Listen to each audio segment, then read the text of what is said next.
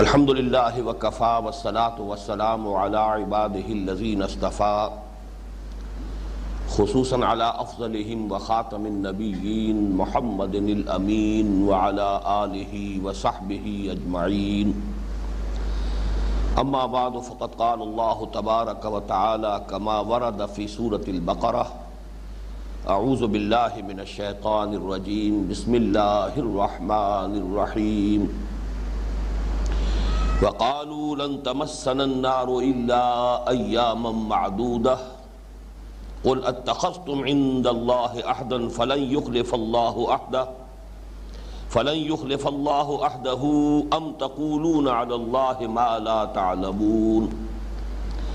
بلى من كسب سيئة وأحاطت به خطيئته فأولئك أصحاب النار هم فيها خالدون والذین آمنوا وعملوا الصالحات اولئک اصحاب الجنہ هم فیہا خالدون وَإِذْ أَخَذْنَا مِيثَاقَ بَنِي إِسْرَائِيلَ لَا تَعْبُدُونَ إِلَّا اللَّهَ وَبِالْوَالِدَيْنِ إِحْسَانًا وَذِي الْقُرْبَى وَالْيَتَامَى وَالْمَسَاكِينِ وَقُولُوا لِلنَّاسِ حُسْنًا وَأَقِيمُوا الصَّلَاةَ وَآتُوا الزَّكَاةَ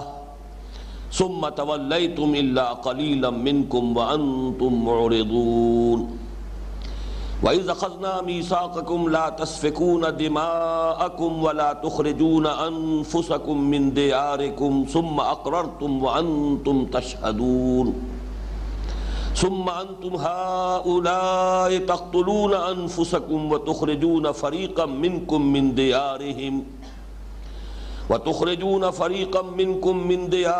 تظاهرون عليهم بالإثم والعدوان وإن يأتوكم أسارى تفادوهم وهو محرم عليكم إخراجهم أفتؤمنون ببعض الكتاب وتكفرون ببعض فما جزاء من يفعل ذلك منكم إلا خزي في الحياة الدنيا وَيَوْمَ الْقِيَامَةِ يُرَدُّونَ إِلَىٰ أَشَدِّ الْعَذَابِ وَمَا اللَّهُ بِغَافِلٍ عَمَّا تَعْمَلُونَ أُولَٰئِكَ الَّذِينَ اشْتَرَوُا الْحَيَاةَ الدُّنْيَا بِالْآخِرَةِ فَلَا يُخَفَّفُ عَنْهُمُ الْعَذَابُ وَلَا هُمْ يُنصَرُونَ صدق اللہ العظیم رب اشرح لي صدري ويسر لي أمري واحلل عقدة من لساني يفقهوا قولي اللہم ربنا الہمنا رشدنا واعذنا من شرور انفسنا اللہم ارنا الحق حقا وارزقنا اتباعه وارنا الباطل باطلا وارزقنا اجتنابه اللہم وفقنا لما تحب وترضى آمین یا رب العالمین۔ سورہ بقرہ میں بنی اسرائیل کے ساتھ جو خطاب 8ویں رکوع سے شروع ہو کر اور 15ویں رکوع کے آغاز تک جاری ہے، ویسے تو یہ خطاب آپ کو معلوم ہے کہ 5ویں رکوع سے شروع ہوا ہے، لیکن پہلا رکوع دعوت پر مشتمل ہے، پھر 6واں اور 7واں 2 رکوع صرف واقعات ان کی تاریخ کے جن میں اللہ تعالیٰ نے اپنے احسانات کا تذکرہ فرمایا اور ان کی احسان فراموشی، احسان ناشناسی، ناہنجاری عملی طور پر جو ہوتی رہی اس کے تذکرے سے گویا کہ کنکلوڈ کر دیا فَضُرِبَتْ عَلَيْهِمُ الذِّلَّةُ وَالْمَسْكَنَةُ وَبَاءُوا بِغَضَبٍ مِّنَ اللَّهِ کہ اپنے اس طرز عمل کے باعث وہ اللہ تعالیٰ کے غضب کے مستحق قرار پائے۔ اس کے بعد سے نیا سلسلہ مضمون ہے کہ جو 8ویں رکوع سے شروع ہوتا ہے اور اب تا اختتام چلے گا 15ویں رکوع کے آغاز تک۔ اس کا رنگ جو ہے وہ میں عرض کر چکا ہوں کہ اگرچہ اس میں بھی تنقید ہے بنی اسرائیل پر، لیکن اس طور سے ہے کہ صرف واقعات کا تذکرہ نہیں ہے بلکہ جنرلائز بھی کیا گیا ہے،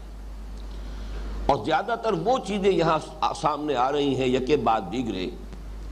کہ جو امت مسلمہ میں بھی بعین ہی پیدا ہوئی ہیں، خواہ وہ اعتقادی گمراہیوں کے قبیل سے ہو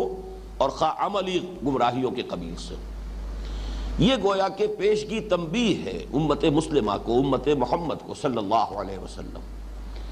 کہ کسی بھی مسلمان امت میں جب وہ زوال سے دوچار ہو جائے وہ جو علامہ اقبال کا کہ الفاظ زوال علم و عرفاں، نہ ہو نومید نومیدی زوال علم و عرفاں ہے۔ جب علم اور عرفان، اللہ کی معرفت، اللہ پر یقین، آخرت کا یقین، جب اس میں اضمحلال ہوتا ہے تو ظاہر بات ہے کہ پھر ہر طرح کی اخلاقی اور اعتقادی اور نظری اور فکری اور عملی گمراہیاں جو ہیں انسان میں پیدا ہو جاتی ہیں۔ تو جب کسی مسلمان امت میں یہ زوال پیدا ہوتا ہے تو اس کے مظاہر کیا ہوتے ہیں، اس کے آثار کیا ہوتے ہیں، وہ کس قسم کے غلط عقیدوں کی قائل ہو جاتی ہے، کس قسم کے امانی جو ہیں وہ اس کے دلوں میں گھر کر لیتے ہیں، شریعت کے ساتھ ان کا طرز عمل کیا ہوتا ہے، یہ ہے اصل میں وہ باتیں کہ جو آ رہی ہیں۔ اور جیسا کہ میں نے عرض کیا، اگرچہ حوالہ بنی اسرائیل کا ہے، ان کے تاریخ کے دوران جو بھی یہ اعتقادی اور نظری اور فکری اور عملی اور اخلاقی خرابیاں پیدا ہوئی، لیکن یہ کہ ساتھ ہی پھر جنرلائز کر کے جن کو کہا جائے یونیورسل ٹروتھس، وہ حقائق کے جو ابدی ہیں، پھر ان کی اننسیشن اور ان کو بھی بڑے ہی واضح الفاظ کے اندر بیان کیا گیا ہے۔ اس میں جو 9ویں رکوع کے آخر میں مضمون آیا، وَقَالُوا لَن تَمَسَّنَا النَّارُ إِلَّا أَيَّامًا مَّعْدُودَةً، انہیں یہ زوم ہو گیا، انہیں یہ خیال ہو گیا، انہوں نے یہ من گھڑت عقیدہ ایجاد کر لیا کہ ہمیں تو آگ چھو ہی نہیں سکتی مگر گنتی کے چند دن۔ یعنی یہ کہ قیامت کے محاسبے میں ہمارے ساتھ پریفرنشل ٹریٹمنٹ ہوگا، چونکہ ہم موسیٰ کی امت ہیں، ہم اہل کتاب ہیں، ہم ابراہیم کی ذریت ہیں، کئی نسبتیں ہماری ایسی ہیں کہ جس کے بنا پر ہمارے ساتھ وہ معاملہ نہیں ہوگا جو بقیہ پوری نوع انسانی سے ہوگا۔ اللہ کے ہاں تولنے کے باٹ علیحدہ ہوں گے، ان کے لیے علیحدہ معیار ہوگا، ہمارے لیے علیحدہ معیار ہوگا۔ ان کے لیے خلود فی النار ہے، لیکن ہم نے بہت گناہ بھی کر لیے، تب بھی بہرحال یہ ہے کہ ہمارے ساتھ معاملہ وہ نہیں ہوگا، ہم آگ میں ہمیشہ تو رہ ہی نہیں سکتے، بلکہ جیسا کہ میں حوالوں سے بیان کر چکا ہوں کہ جو تالمود کے مختلف حوالے ہیں، ان کے حوالے سے تو ان کا عقیدہ یہ تھا کہ آگ ہمیں چھو ہی نہیں سکتی، بلکہ ایک عقیدہ یہ تھا کہ جہنم کے دروازے پر حضرت ابراہیم بیٹھے ہوں گے اور کسی بھی مختون اسرائیلی کو داخل ہونے ہی نہیں دیں گے۔ تو یہ ان کے ہاں قائد جو ہمارے ہاں بھی ہے، تو وہ تو وہیں پر گویا کہ حضرت ابراہیم علیہ السلام کی ذریت میں سے چونکہ ہے، اور ان کی سنت جو ہے ختنہ، اس پر چونکہ انہوں نے عمل کیا ہے، تو کوئی مختون اسرائیلی جہنم میں داخل کیا ہی نہیں جا سکے گا، اس لیے کہ دروازے پر حضرت ابراہیم بیٹھے ہوں گے ان کو بچانے کے لیے۔ زیادہ سے زیادہ عام خلق خدا کی آنکھوں میں دھول جھونکنے کے لیے اگر ہمیں کہیں، تاکہ الزام نہ آئے اللہ تعالیٰ کی صفت عدل پر، اگر ہمیں جہنم میں ڈال بھی دیا گیا تو گنتی کے چند دن۔ اس میں اگرچہ روایات تو میں آپ سے عرض کر چکا ہوں کہ وہ 40 دن کی بھی ہے، اس لیے کہ 40 روز تک وہ جو بچھڑے کی پرستش ان کے ہاں ہوتی رہی تھی، تو انہوں نے مانا کہ ہاں یہ ہمارا اتنا بڑا جرم تھا کہ اس کے نتیجے میں کسی اسرائیلی کے لیے اتنی مدت تک جہنم کے اندر رہنا جو ہے وہ گویا کہ اس کا امکان پیدا ہو گیا۔ لیکن یہ کہ اکثر جو ان کا خیال ہے وہ چند دن، اور یہاں پر بھی چونکہ میں آپ کے سامنے عرض کر چکا ہوں کہ سورہ آل عمران میں اس آیت مبارکہ کا جو مثنیٰ آیا ہے اس میں معدودہ کی بجائے لفظ آیا ہے معدودات، اور یہ اصول جو ہے بارہا ہمارے سامنے آ چکا ہے، القرآن یفسر بعضہ بعضا۔ یہ جو سورہ آل عمران کی آیت نمبر 24 ہے، اس میں فرمایا گیا کہ یہ ان لوگوں کا یہ طرز عمل، الم تر الی الذین اوتوا نصیبا من الکتاب یدعون الی کتاب اللہ لیحکم بینہم ثم یتولی فریق منہم وہم معرضون، کیا تم دیکھتے نہیں اہل کتاب کے ایک گروہ کو کہ انہیں بلایا جاتا ہے اللہ کی کتاب کی جانب کہ وہ ان کے مابین فیصلہ کریں، لیکن یہ کہ وہ اعراض کرتے ہیں، منہ موڑ لیتے ہیں، حالانکہ کتاب پر ایمان کے مدعی ہیں، لیکن کتاب پر ایمان کے دعوے کے باوجود اس سے اعراض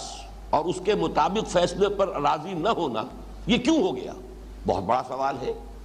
اس کی توجیہ اگلی آیت میں فرمائی گئی، آیت نمبر 24 میں، ذالک بانہم قالوا لن تمسنا النار الا ایاما معدودات، یہ معجزہ یا یہ عجوبہ اس لیے ہو گیا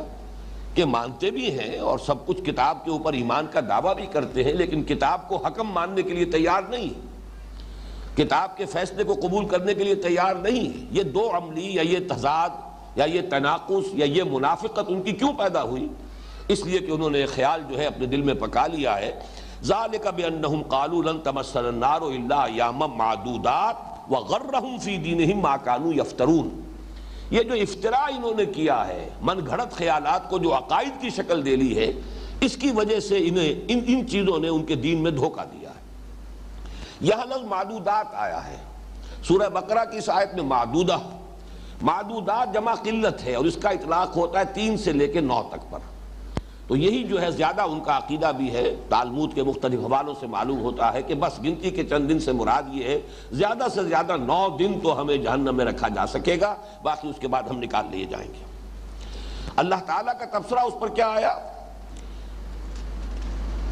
قُلْ اتَّخَذْتُمْ عِندَ اللَّهِ عَهْدًا فَلَن يُخْلِفَ اللَّهُ عَهْدَهُ۔ اے نبی ان سے کہیے کیا تم نے اللہ سے کوئی عہد لے لیا ہے کہ اب تمہیں یقین ہے کہ اللہ اپنے عہد کی خلاف ورزی نہیں کرے گا؟ ام تقولون علی اللہ ما لا تعلمون، یا یہ کہ تم اللہ کی طرف منسوب کر رہے ہو وہ چیزیں کہ جس کے لیے تمہارے پاس کوئی بنیاد نہیں، کوئی دلیل نہیں۔ قول کے بعد جب اعلیٰ کا صلہ آ جائے تو اس کے معنی ہوتے ہیں کہ کوئی بات کسی کی طرف غلط طور پر منسوب کر دینا۔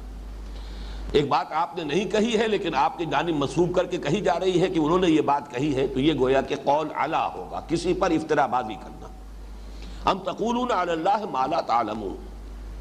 اس کے بعد وہ آیت آئی، بلا من کسب سیئۃ واحاطت بہ خطیئتہ فاولئک اصحاب النار هم فیہا خالدون۔ کیوں نہیں؟ جس کسی نے بھی کمائی جان بوجھ کر ارتکاب کیا ایک ہی بڑے گناہ کا، یہاں چونکہ سیئۃن ہے، تنکیر ہے، نکرہ ہے، نکرہ کے 2 مفہوم لیے جاتے ہیں، ایک تو یہ کہ ایک گناہ، کتاب ایک کتاب، کوئی کتاب، اور الکتاب وہ پھر معین کتاب ہو جائے گی، یا یہ کہ اس میں حصر کا مفہوم بھی ہو سکتا ہے، وہ جو ہے جمع کا بھی مفہوم دے سکتا ہے، الف لام اگر داخل ہو جائے، لیکن یہ کہ یہاں پر جب آئے گا نکرہ میں تو ایک، اور اس میں تفخیم کا پہلو بھی ہوتا ہے کہ بڑا گناہ، صغیرہ نہیں، کبیرہ گناہ۔ جس کسی شخص نے جان بوجھ کر متعمدن اگر ایک بھی کبیرہ گناہ کا ارتکاب کیا، وَأَحَاطَتْ بِهِ خَطِيئَتُهُ، اور اس کی خطا نے، اس کے گناہ نے اس کا احاطہ کر لیا، یہ ہے اصل میں لفظ کے جس پر غور کرنے کی ضرورت ہے۔ اور اسی پر پھر مفسرین نے، چاہے وہ متقدمین میں سے ہیں یا متاخرین میں سے ہیں، اس پر پوری توجہ کی ہے کہ یہ جو احاطہ ہے، اس سے مراد یہ ہے کہ گناہ جو ہے وہ اس انسان کو اس طور سے اپنے گھیرے میں لے لے کہ پھر دل میں ایمان کی کوئی رمق باقی نہ رہے، اس لیے کہ ایمان جو ہے وہ خود ایک بہت بڑی نیکی ہے، بہت بڑا نیک عمل ہے۔ اگر ایمان قلب میں موجود رہتا ہے تو پھر احاطہ کا جو ہے تقاضا پورا نہیں ہوتا۔ اس سے یہ بات نکلی کہ اگر قلب میں ایمان موجود ہے تو پھر اس صورت میں اس آیت مبارکہ کا اطلاق نہیں ہوگا، بلا من کسب سیئۃ واحاطت بہ خطیئتہ فاولئک اصحاب النار۔ ہاں جس پر کہ وہ گناہ اس درجے مستولی ہو جائے، اس کی خطا، اس کی گناہ گاری اتنا اس کا گھیراؤ کر لے کہ پھر اس کے دل میں ایمان کی رمق بھی نہ رہے، تو اس کے لیے فرمایا ہے فاولئک اصحاب النار هم فیہا خالدون، وہ آگ والے ہیں اور اس میں ہمیشہ ہمیشہ رہیں گے۔ اس کی طرف میں چاہتا ہوں کہ ذرا آپ تفصیل سے بات کو سمجھ لیں۔ چنانچہ اس کے بارے میں ہمارے متقدمین کا قول بھی یہی ہے۔ حضرت ابن عباس کا قول جو ہے، حضرت مجاہد جو تابعین میں سے انہوں نے نقل فرمایا ہے، السیئۃ الکفر والشرک، قال ابن عباس۔ حضرت عبداللہ ابن عباس رضی اللہ تعالی عنہما کا قول کیا ہے کہ یہاں سیئہ سے مراد کفر اور شرک ہے۔ اسی طریقے سے معالم التنزیل میں واحدی سے یہ الفاظ نقل کیے گئے ہیں، المؤمنون لا يدخلون فی حکم هذه الآیہ، مومن اس آیت کے حکم میں داخل نہیں ہو سکتا جو صاحب ایمان ہو۔ پھر اس پر خاص طور پر جو مختلف ہمارے مفسرین نے اس پہ جو حواشی درج کیے ہیں، ان میں سے مثلاً میں مولانا عبدالماجد دریابادی کا حاشیہ آپ کو سنا رہا ہوں کہ بعض اہل باطل یعنی معتزلہ اور خوارج وغیرہ نے اس آیت سے مومن عاصی کی عدم مغفوریت پر استدلال کرنا چاہا ہے جو باطل ہے۔ یہ ہے اصل میں ایک بہت بڑا مسئلہ جس پر تفصیلی گفتگو تو میں اپنے ان خطبات میں کر چکا ہوں جو حقیقت ایمان کے موضوع پر میں نے دیے تھے غالباً 2 یا 3 سال قبل، لیکن چونکہ اب یہ آیت مبارکہ اس زیر درس آئی ہے تو اس کے بارے میں کچھ باتیں میں چاہتا ہوں کہ یہاں بھی دوبارہ دہرا دوں۔ اصل میں علماء کرام کو چونکہ یہ احتیاط ملحوظ رہتی ہے کہ کہیں مومن کے بارے میں یہ مغالطہ نہ ہو جائے۔ عقیدہ یہ ہے، اور میں بھی اس کا قائل ہوں، کہ اگر کسی شخص کے دل میں ایمان کی کوئی رمق ہے کسی درجے میں بھی ایمان ہے، تو پھر وہ اپنے گناہوں کے بقدر سزا پا کر جہنم سے نکل لیا جائے گا اور جنت میں داخل کیا جائے گا، اس لیے کہ ایمان بہت بڑی شے ہے، اس میں کوئی شک نہیں۔ لیکن یہاں اصل جو مغالطہ ہوتا ہے وہ کس بنیاد پر ہے؟ ایک ایمان حقیقی ہے اور ایک ایمان ہے قانونی اور ظاہری۔ ایک شخص کافر ہے، کھلم کھلا انکار کر رہا ہے، وہ تو کھلم کھلا کافر ہے، لیکن یہ کہ ایک شخص دعویٰ ایمان کا کر رہا ہے، قانوناً مسلمان ہے، اور اس اعتبار سے قانونی ایمان کا اطلاق بھی اس پر ہو جاتا ہے، لیکن دل میں ایمان غائب ہو چکا، دل سے ایمان رخصت ہو چکا، دل سے ایمان زائل ہو چکا۔ اس کیفیت کو اگر اس امکان کو سامنے نہیں رکھا جائے گا تو ان آیات کے اندر جو تنبیہ کا پہلو ہے، انذار کا پہلو ہے، جس سے کہ انسان اپنی اصلاح پر متوجہ ہو سکتا ہے، جس سے اسے جھرجھری آئے، جس سے اس پر کوئی تشویش اور فکر جو ہے اسے لاحق ہو جائے، وہ سارے اثرات زائل ہو جاتے ہیں۔ اس لیے کہ یہ بات اصل میں سمجھ لینی چاہیے کہ ہو سکتا ہے ایک شخص جو ہے وہ صاحب ایمان ہے، لیکن کسی گناہ پر اصرار کرتا ہے، گناہ پر گناہ کیے چلا جاتا ہے، مسلسل پہم کرتا ہے۔ ایک حال ایسا ہو سکتا ہے کہ ایمان اس کے دل سے بالکل زائل ہوتا ہے۔ اس کیفیت کو اگر نہیں تسلیم کریں گے کہ قانوناً تو پھر بھی وہ مسلمان رہے گا، قانوناً وہ مومن شمار کیا جائے گا،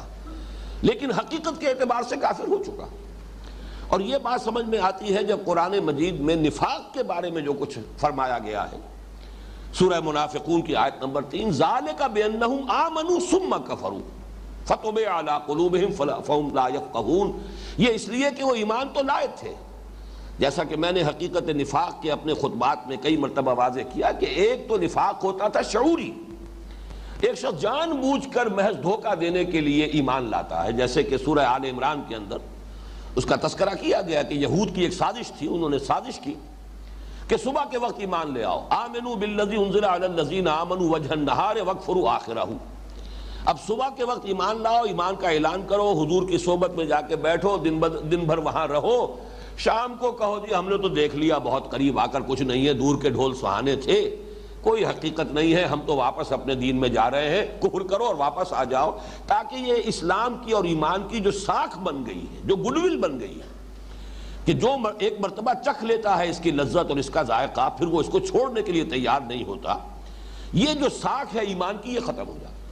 اب یہ سازش ہے، جس شخص نے اس ارادے کے تحت کلمہ طیبہ پڑھا ہے، ظاہر بات ہے کہ وہ تو ایک منٹ کے لیے بھی ایمان اسے نصیب نہیں ہوا۔ یا جیسے میں نے مثالیں دی ہیں بارہا کہ ہمارے علم میں آتا رہا، اخبار میں خبریں چھپتی رہیں کہ کوئی ہندو جو ہے وہ مسلمان بن کر پاکستان میں آیا اور کسی سرحدی گاؤں میں کسی مسجد میں سال ہر سال تک امامت کرتا رہا۔ اب ظاہر بات ہے اسے معلوم ہے کہ میں نے اسلام قبول نہیں کیا ہے، چاہے اس نے بھی ختنہ بھی کرائی ہوگی، اس نے داڑھی بھی بڑھائی ہوگی، اس نے نماز بھی سیکھی ہوگی، کچھ بنیادی مسائل بھی سیکھے ہوں گے کہ کوئی پوچھ لے اگر مسئلہ تو جواب بھی دے سکوں، مجھے جا کر وہاں جاسوسی کرنی ہے، لیکن اسے معلوم ہے کہ میں تو ایمان نہیں لایا، میں تو جو تھا وہی ہوں، یہ صرف دھوکہ دینے کے لیے، جاسوسی کے لیے میں نے لبادہ اوڑھا۔ یہ شعوری نفاق ہوا، چاہے وہ چند گھنٹوں کا تھا ان یہودی سازشیوں کا، اور چاہے یہ کئی سال کا تھا اس ہندو جاسوس کا، لیکن یہ شعوری نفاق ہے، اس نے اسلام کا لبادہ صرف دھوکہ دینے کے لیے اوڑھا ہے۔ لیکن ایک نفاق وہ تھا، قرآن مجید بار بار اسی لیے کہتا ہے وَهُمْ لَا يَشْعُرُونَ وَهُمْ لَا يَشْعُرُونَ، یہ جو غیر شعوری نفاق ہے کہ ایک شخص ایمان لایا لیکن اب ایمان کے تقاضے پورا کرنے سے طبیعت گھبرائی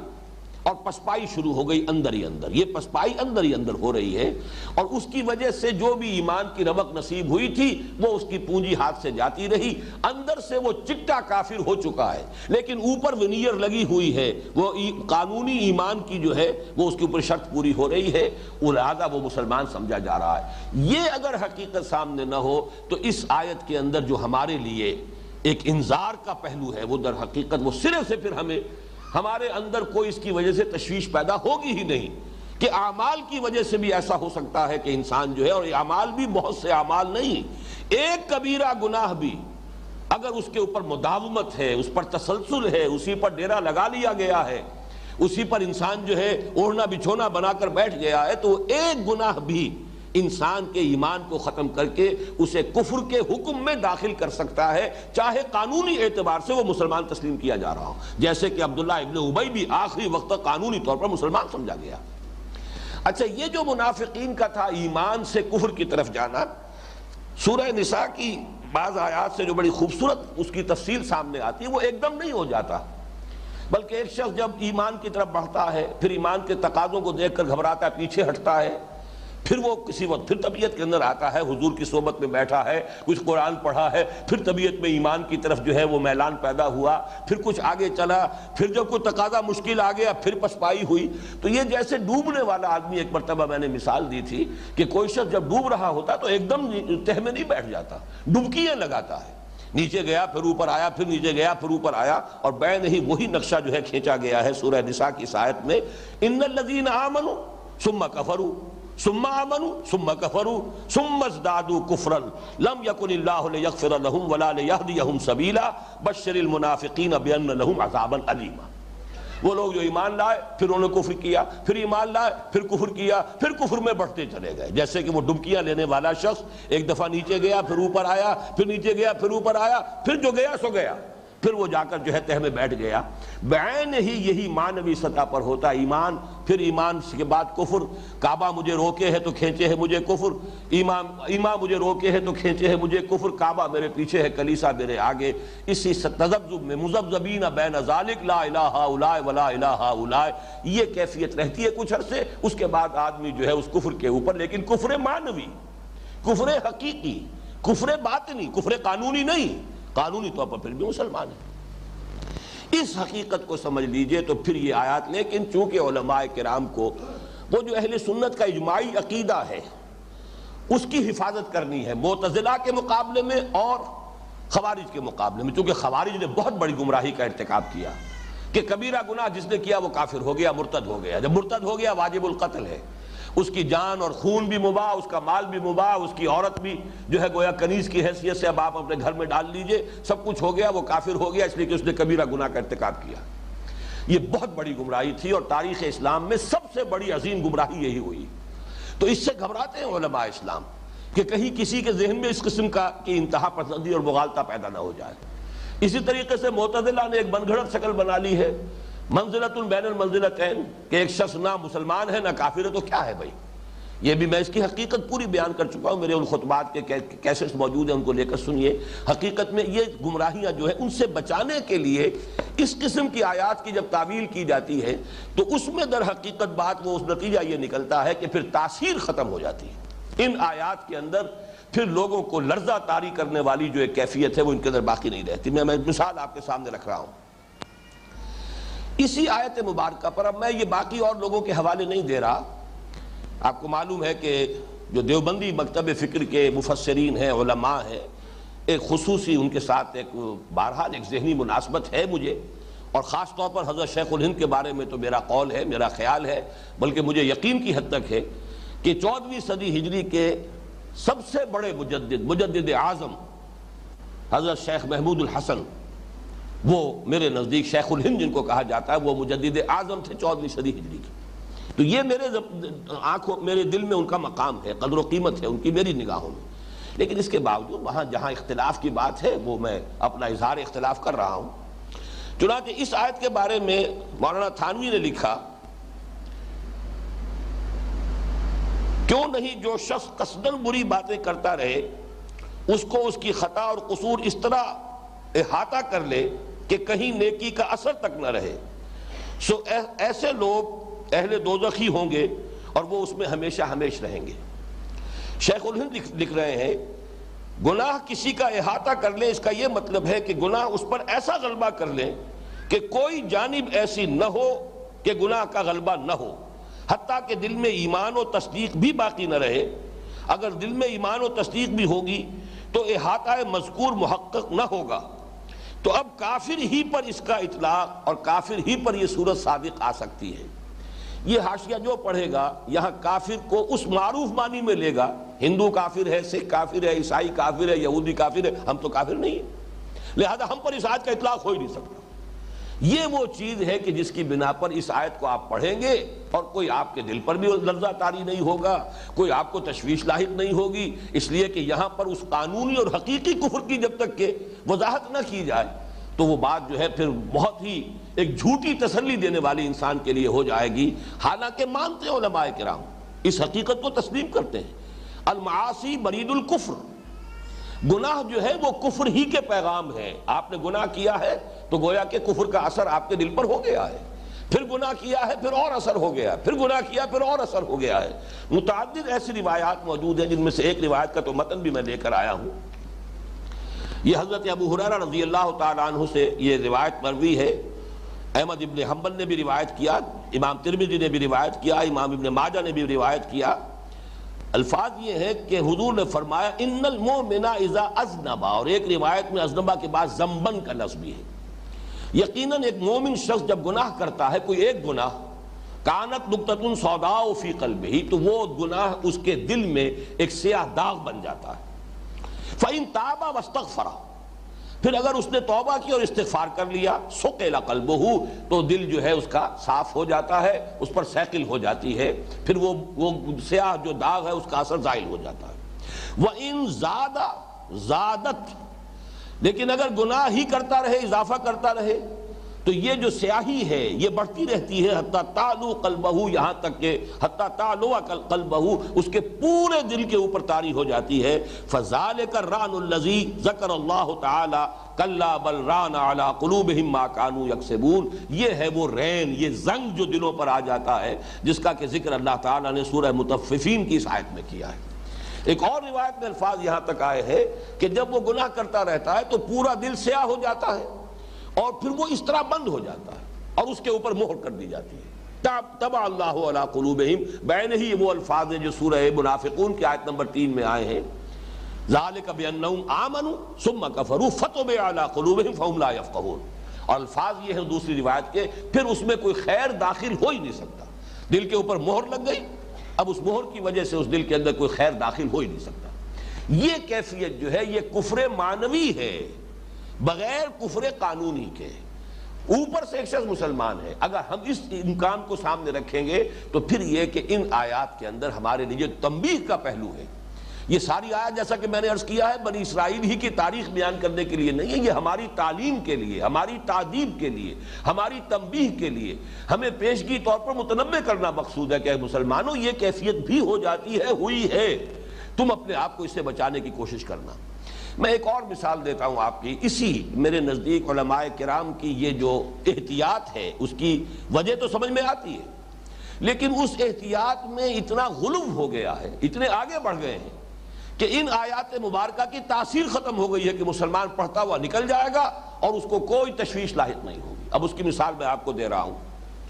خلود فی النار کے ضمن میں مسلمان کے لیے سورہ نساء کی ایک آیت میں بھی کہ اگر کوئی مسلمان کسی دوسرے مسلمان کو قتل کر دے تو اس کی دو شکلیں ہیں. ایک قتل خطا ہے, ارادہ نہیں تھا قتل کرنے کا, لیکن یہ کہ اس کے ہاتھوں کوئی شخص قتل ہو گیا, اس کے سلسلے میں کیا ہوگا, تفصیلی احکام دیے گئے ہیں. اگر وہ آزاد مسلمان ہے اور مسلمانوں کے اپنے معاشرے کا فرد ہے تو یہ کرنا پڑے گا. اگر وہ کسی ایسے قبیلے کا ہے جس سے کہ تمہاری دشمنی ہے, کافر قبیلے سے تعلق رکھتا ہے, تو یہ شکل ہوگی. مختلف صورتوں میں اس نے تفصیلی احکام دیے گئے, لیکن وہ ہے قتل خطا کے.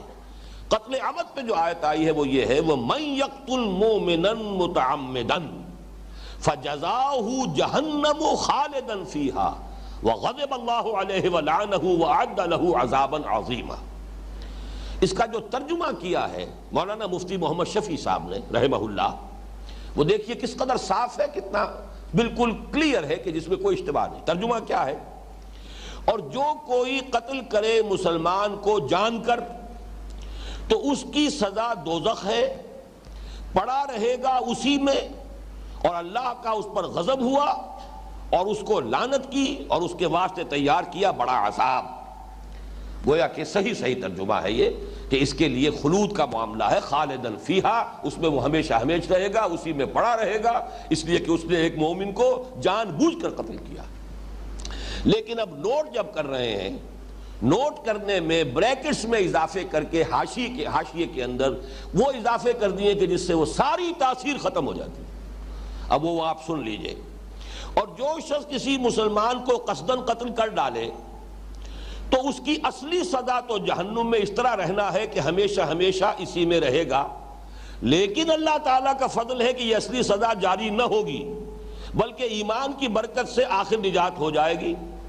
اور اس پر ایک میعاد معین تک کے واسطے اللہ تعالیٰ غضبناک ہوں گے, اور اس کو اپنی رحمت خاصہ سے دور کریں گے اور اس کے لیے بڑی سزا یعنی دوزخ کا سامان کریں گے۔ اس کے اندر اضافے کر کے وہ جو معتزلہ اور خوارج کے نقطہ نظر سے بچنے کی کوشش میں جو صورت بنائی ہے، اس کا نتیجہ یہ ہے کہ اب کسی مسلمان کے لیے اس میں وہ تنبیہ والا پہلو، وہ تاثیر والی بات جو ہے باقی نہیں رہی۔ اس چیز کو میں چاہتا ہوں کہ اچھی طرح سمجھ لیا جائے، اور وہ اس لیے کہ میں بھی تسلیم کرتا ہوں اگر دل میں ایمان ہے، لیکن دل کا ایمان، قانونی ایمان نہیں۔ قانونی ایمان تو منافق بھی ہر شخص کو قانونی مومن تھا۔ قرآن مجید میں کوئی آیت نہیں ہے کہ جس میں منافقین کو یا ایھا الذین نافقوا یا ایھا المنافقون سے خطاب کیا گیا۔ تمام منافقوں سے جو باتیں ہوئی یا ایھا الذین آمنوا سے ہوئی، اس لیے کہ ظاہر بات ہے قانوناً وہ بھی مسلمان ہے، وہ مومن ہے، کلمہ پڑھتے ہیں، حضور کے پیچھے نمازیں پڑھتے تھے، بلکہ 7 جنگوں میں بھی چلے جاتے تھے، چاہے جا کر وہاں فتنہ پردازی کریں، عین وقت پر 300 نکل آئے۔ لیکن یہ کہ اور دوسرے معاملات کے اندر جو ہے ان کی جو بھی ریشہ دوانیاں رہی ہیں سب کو معلوم ہے، قانوناً تو مسلمان تھے۔ عبداللہ ابن ابی بھی مرا ہے تو اس کی نماز جنازہ حضور نے پڑھی ہے۔ اپنا کرتا مبارک جو ہے، چونکہ اس کے بیٹے جو ہے اس کے صاحبزادے وہ ایک سچے مومن تھے، عبداللہ ابن ابی، ان کی فرمائش پر حضور نے اپنا کرتا اتار کر دیا کفن کے لیے۔ حضرت عمر جب کچھ اس پر انہوں نے کہا حضور کیا کر رہے ہیں آپ، ایک منافق کے لیے آپ اپنا کرتا عطا فرما رہے ہیں۔ آپ نے فرمایا کہ اے عمر، میرا کرتا اسے اللہ کے عذاب سے بچا نہیں سکتا، لیکن یہ نوجوان جو مومن ہے، خالص مومن ہے، اس کی ایک فرمائش ہے، اس کی ایک خواہش ہے، میں پوری کر رہا ہوں، لیکن میرا کرتا اسے اللہ کے عذاب سے بچا نہیں سکتا۔ تو ان حقائق کو سامنے رکھنے کی ضرورت ہے۔ بلا من کسب سیئۃ، یقیناً آیت کا مفہوم یہی ہے، جس شخص نے ایک گناہ کبیرہ بھی جان بوجھ کر اس کا ارتکاب کیا، پھر اس پر مداومت کرتا رہا یہاں تک کہ اس گناہ نے اس کا احاطہ کر لیا، اور یقیناً اس کے معنی یہ ہے کہ ایمان حقیقی بھی اس سے زائل ہو گیا، اس لیے کہ گناہ کا اثر یہ ہوتا ہے۔ یہی وجہ ہے کہ توبہ کا لفظ جہاں آیا سورۃ الفرقان میں، وہ ہمارے منتخب نصاب میں داخل ہے، وہاں آمنہ کا لفظ آیا۔ جب انسان توبہ کرتا ہے حقیقت میں تو اثر نو ایمان لاتا ہے۔ الا من تاب وآمن وعمل عملا صالحا فاولئک یبدل اللہ سیئاتہم حسنات وکان اللہ غفورا رحیما۔ جو شخص توبہ کرتا ہے پھر ایمان لاتا ہے، جیسے کہ ایک حدیث میں آیا ہے، جب انسان گناہ کا ارتکاب کرتا ہے ایمان اس کے دل سے نکل کر اس کے سر کے اوپر چکر لگاتا ہے۔ اگر توبہ کرتا ہے تو لوٹ آتا ہے، دل میں داخل ہو جاتا ہے، اگر توبہ نہیں کرتا رخصت ہو جاتا ہے۔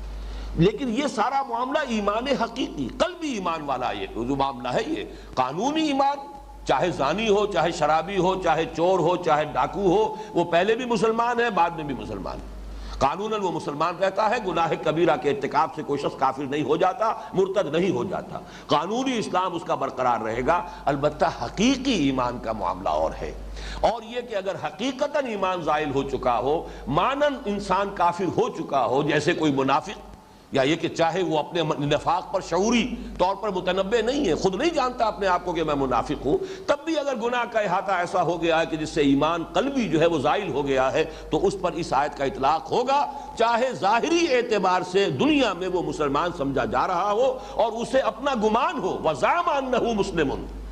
نفاق کے بارے میں حدیث آئی ہے کہ جس میں یہ 4 صفات ہیں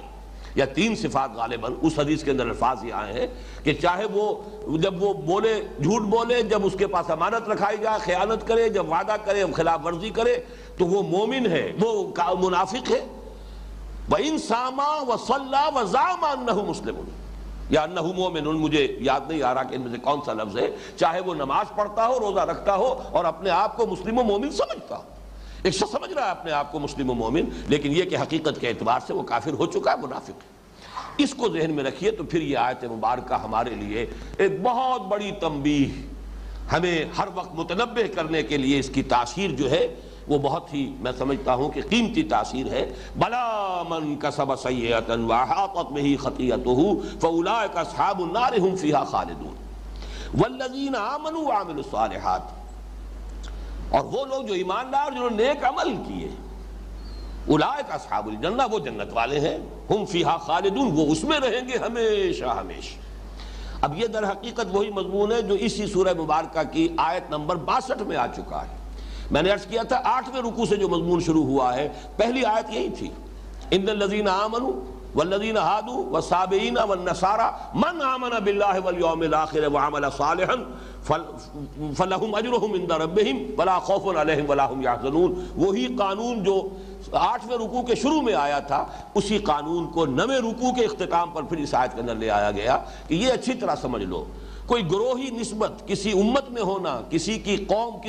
قوم میں ہونا، کسی کی ذریت میں ہونا، کسی کے ساتھ نسلی تعلق ہونا، یہ آخرت میں جو ہے یہ کوئی فیصلہ کن شے نہیں ہے، فیصلہ کن شے ہے ایمان اور عمل صالح۔ اب آگے چلیے، وَإِذْ أَخَذْنَا مِيثَاقَ بَنِي اسرائیل۔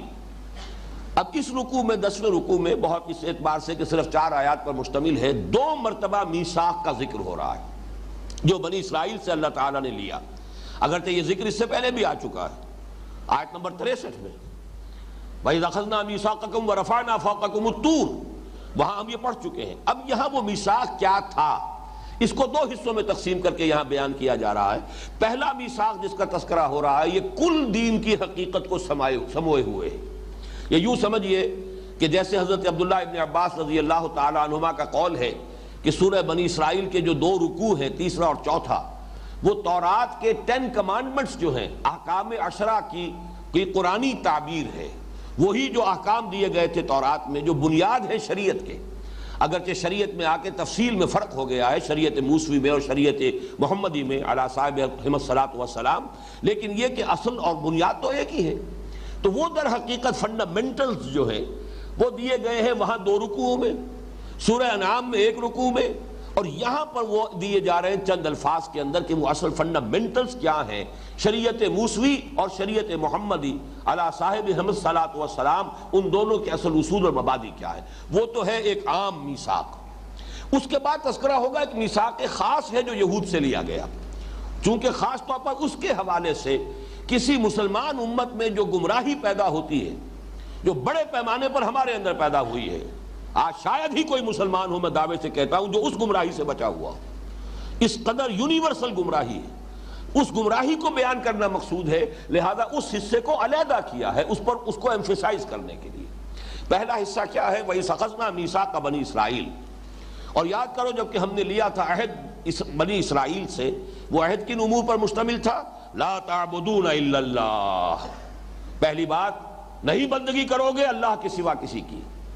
یہاں نوٹ کیجئے کہ اگرچہ یہ فعل مضارع ہے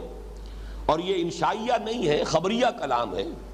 تم نہیں بندگی کرو گے اللہ کے سوا کسی کی، لیکن اس سے مراد امر ہے، اور بسا اوقات یہ جو اخبار کی شکل ہوتی ہے